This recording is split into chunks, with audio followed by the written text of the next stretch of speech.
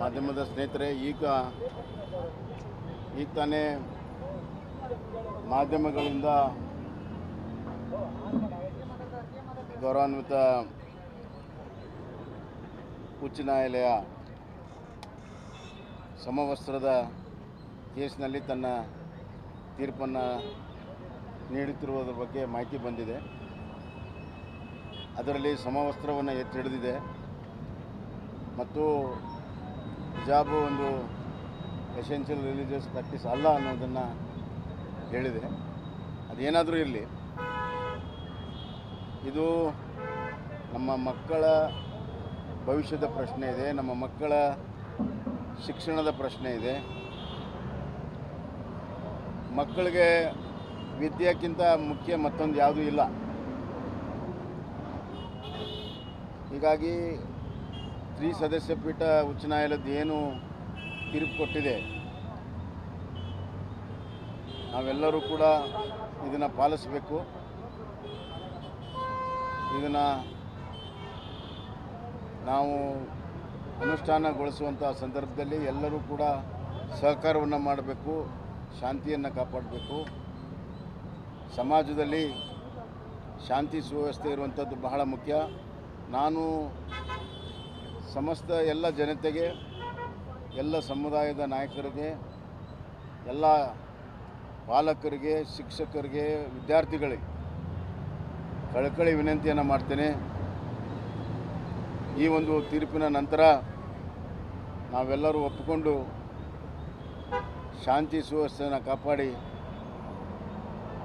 ಏನು ತೀರ್ಪಿನ ಅನ್ವಯ ಬರುವಂಥ ದಿನಗಳಲ್ಲಿ ನಮ್ಮ ಎಜುಕೇಷನನ್ನು, ನಮ್ಮ ಶಿಕ್ಷಣವನ್ನು ಮಕ್ಕಳಿಗೆ ಕೊಡೋದಕ್ಕೆ ಎಲ್ಲರೂ ಕೂಡ ಇದರಲ್ಲಿ ಸಹಕಾರ ಮಾಡಬೇಕು ಅನ್ನುವಂಥ ಕಳಕಳಿ ವಿನಂತಿ ನಾನು ಮಾಡ್ತೀನಿ. So a lot of students might boycott also. In April there are exams. Last time you saw people boycotting. Would you request them to not boycott, sir, and follow the High Court order? Would you request them?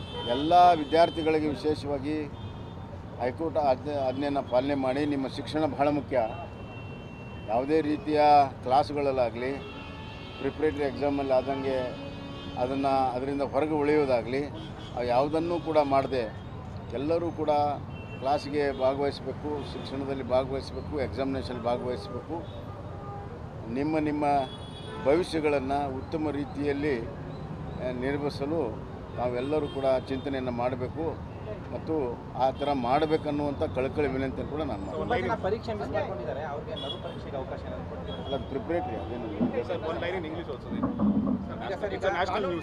ಸಂಘಟನೆಗಳಿಗೆ ಏನು ಎಚ್ಚರಿಕೆ ಕೊಡ್ತೀರಾ ಅಂತ? ಕೆಲವು ಸಂಘಟನೆಗಳು ಕೂಡ ಈ ಸಂದರ್ಭದಲ್ಲಿ ಅವರು ಗಲಾಟೆ ಮಾಡೋದು. ಈಗಾಗಲೇ ಕಾನೂನು ಸುವ್ಯವಸ್ಥೆಗೆ ನಾವು ನಿಯೋಜನೆಯನ್ನು ಮಾಡಿದ್ದೇವೆ. ಹೈಕೋರ್ಟ್ ತೀರ್ಪು ಬಂದ ಮೇಲೆ ಒಂದು ಮಟ್ಟಕ್ಕೆ ಇತ್ಯರ್ಥ ಆಗಿದ್ದರಿಂದ ಎಲ್ಲರೂ ಒಪ್ಕೋಬೇಕು. ಇದರ ವ್ಯತಿರಿಕ್ತವಾಗಿ ಕಾನೂನು ಸುವ್ಯವಸ್ಥೆ ಕೈಗೆ ತೆಗೆದುಕೊಂಡ್ರೆ ನಮ್ಮ ಗೃಹ ಇಲಾಖೆ ಅದಕ್ಕೆ ತಕ್ಕವಾದಂಥ ಕಠಿಣವಾದಂಥ ಕ್ರಮವನ್ನು ನಾವು ತೆಗೆದುಕೊಂಡು. In English also on the hijab that has been, interim ban has been upheld. Yes, the Honorable three-bench High Court has given a verdict that the uniform order by the government has been upheld, and they have mentioned that hijab is not an essential practice of religion. Therefore, I request everybody in the society, in the parents, teachers, students, and those who are concerned about education to